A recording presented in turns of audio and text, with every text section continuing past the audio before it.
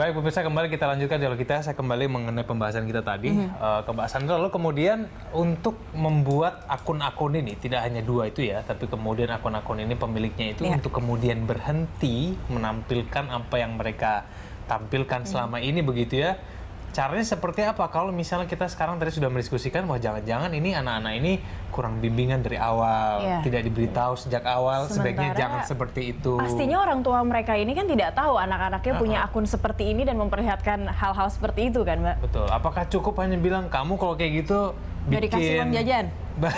uang jajan, atau kamu bakal bikin semua orang niru perbuatan kamu loh. Itu kemudian membuat anak-anak itu jadi bahaya loh. Ini buat kalau ditanya ke saya, apa tindakan saya terhadap mereka berdua, saya akan panggil dan saya akan puji bahwa mereka punya kemampuan kreativitas yang baik.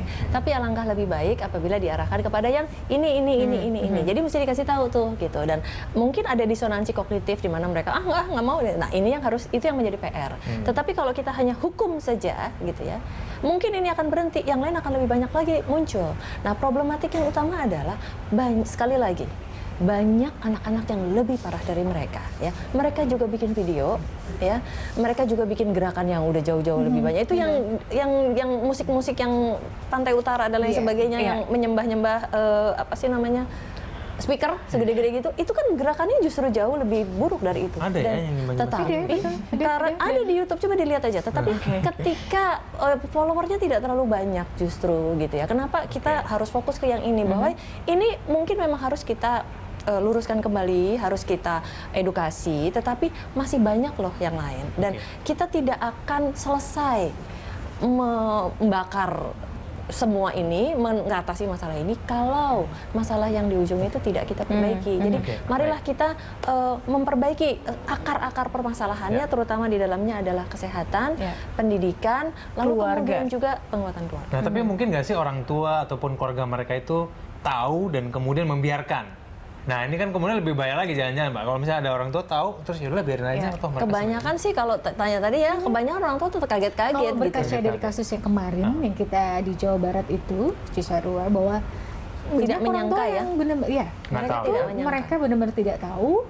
Dan mungkin di sini kalau kita boleh sampaikan, betul sekali bahwa sekarang ini demoralisasi kita tuh sudah, kalau bahasa Jermannya tuh udah Achtung gitu loh. Kita harus warning semua, dan ini jangan sampai menjadi suatu sistemik. Mengapa? Karena ini kan efek dari dinamika kita tadi, teknologi informasi, dan kita sudah menjadi masyarakat mea. Tapi sadarkah kita, apakah pemerintah sudah menyiapkan semua perangkat itu, dan program-program tadi ada di kesehatan, di pendidikan? Karena KIE kita tanya. Contoh misalnya, tadi sudah sangat jelas secara ilmu psikologi itu tidak bisa terbantahkan. Anak menduplikasi dari mata, telinga, rasa, dan sebagainya. Tapi regulasi, contoh misalnya di TV, berapa banyak TV-TV sudah melanggar hak-hak anak lainnya, contoh seperti itu. Bagaimana kita bisa mengedukasi yang harusnya program-program itu harus termaintain di media televisi kita, ya, alternatif TV-TV yang mengedukasi. Oh, Berita Satu bagus, banyak edukasinya. Tapi TV-TV lain yang dalam tanda kutip malah mereka tadi merusak Tapi sebesar itu misalnya pemerintah sudah membuatkan program yang menarik untuk pemberdayaan keluarga, anak-anak, remaja, tapi seperti yang kita tahu juga yang melakukan segera ya Mbak ya, segera. Kita tunggu ya, segera. Begitu mereka melakukan kesalahan besar. Justru malah itu tadi diberikan seperti dia menjadi duta apa, atau dia jadi terlalu besar exposure, malah membuat mereka jadi lebih terkenal seperti itu. Betul sekali. Itu juga yang kita sangat sayangkan oleh oknum-oknum yang kami pikir harusnya kan harus dirangkul rekan-rekan profesional kita dari psikolog ya, psikolog forensik ataupun klinis ataupun profesional lainnya ya, peksos maupun dokter yang pejabat pemerintah, Mbak. Ya, oknum pejabat pemerintah. Karena tadi nggak banyak tahu juga masyarakat luas kita tentang neuron science tadi. Apalagi sebenarnya kalau kita mau mengedukasi masyarakat, tapi balik-balik begini. Jangankan kita mau mengedukasi, anak-anak kita dorong untuk mereka bisa mau membaca, good habit yang kita butuh literasi dan sebagainya. Ini kan masih belum menjadi suatu budaya kita yang positif, ya kan? Nah, ini yang harus kita dorong, ya paling tidak memberikan suatu alternatif. Tapi kenapa tidak dari kelompok masyarakat juga yang saat ini sebenarnya sudah cukup banyak, tapi antara jumlah yang buruk sama yang baik sedikit. Nah, ini yang tidak terviralkan. Tapi sekali lagi kalau kita mengambil satu amanah Undang-Undang Dasar Undang-Undang 35 tahun 2014 yang peran serta masyarakat di pasal 73 kan jelas bahwa di situ ada kelompok masyarakat profesional, akademisi, media, termasuk juga teman-teman industri, mereka punya tanggung jawab loh terhadap tadi penyelenggaraan perlindungan anak tadi. Jadi jangan serta-merta terus yang dikedepankan adalah misalnya hanya infrastruktur ataupun keegoan mereka semacam itu. Kenapa tidak? Yang tadi dikatakan Kak Cassandra tuh udah sangat perfect sekali, tinggal komitmen will dari pemerintah daerah aja. Nah kalau misalnya pemerintah pusat maupun pemerintah daerah memasukkan kurikulum begitu ya, kan sempat ada wacana ya, budi pekerti, ditambahkan program-program untuk konseling. Ini tuh efektif nggak sih? Kalau menurut saya secara pribadi, ya Kak Cassandra mungkin nanti tambahin, sangat salah kaprah. Sebenarnya tanpa harus dalam embel-embel di sekolah, di awal jika kita memang sama tentang pendidikannya, kita tuh dalam kehidupan sehari-hari tuh di situ ada karakter loh. Contoh misalnya nggak usah jauh-jauh. Waktu misalnya kita ingat saja di bangku SD ataupun SMA, pada saat misalnya pelajaran IPA di situ karakter itu sudah ada, dikaitkan dengan moral, agama dan sebagainya. Contoh misalnya pada saat kita membelah ikan, ya, ikan di situ kalau gurunya bilang inilah kekuasaan dari Tuhan, sebegitu ternyata kalau ikan menggunakan insang. Terus karakter apa lagi? Kejujuran kita harus berhati-hati. Misalnya pada saat membelah, kalau kita tidak jujur, kita tidak memberikan laporan kepada guru gitu, beneran nggak sih insang itu seperti itu gitu kan? Kalau sebelum detail ke sana ya, balik lagi otak anak dan otak remaja itu khas, ya kan?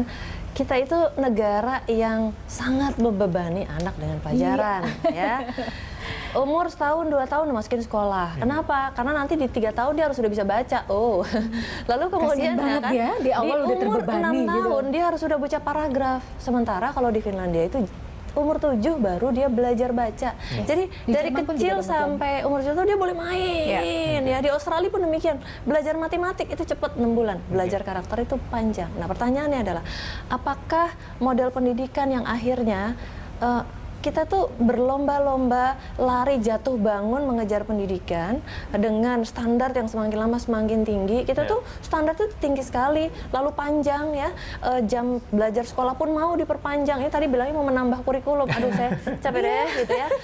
Sekali lagi, otak anak itu perlu main. Iya, tapi gini Mbak Sandra. Ada satu lagi, ketika, ini bukti ya, ada di dalam buku saya, ketika anak-anak dipaksa untuk hanya belajar sesuatu yang akademis, sementara non-akademisnya tertinggal, ya, dia hanya menghafal terus. Tadi kan kurikulum, pelajaran budi pekerti, terus dihafalin yang titik koma itu tadi.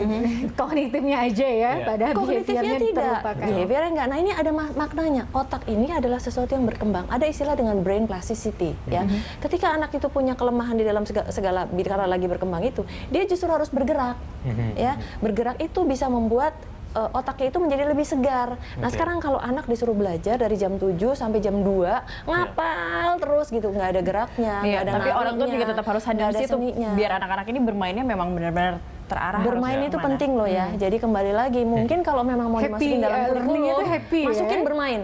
Jadi bermain itu harus menjadi kurikulum dari TK, SD, SMP. Tapi liburannya mungkin bermainnya jangan suruh liburan ke Bali. Jangan liburan pergi sama sendiri, pacar, liburan gitu sama keluarga ya. Sebenarnya ada konsep yang namanya pembelajaran di alam. Itu juga dengan konsep bermain. Atau kita juga bisa meningkatkan permainan-permainan tradisional. Jadi kita sambil dan sekali tepuk dua nyamuk. Sebelum ada lagi mungkin akun-akun di media sosial yang seperti ini, mungkin ada pengetahuan yang harus diketahui oleh orang tua untuk membimbing anak mereka. Seperti itu kita akan lanjutkan di segmen berikutnya. Pemirsa tetaplah bersama kami di Lunch Talk.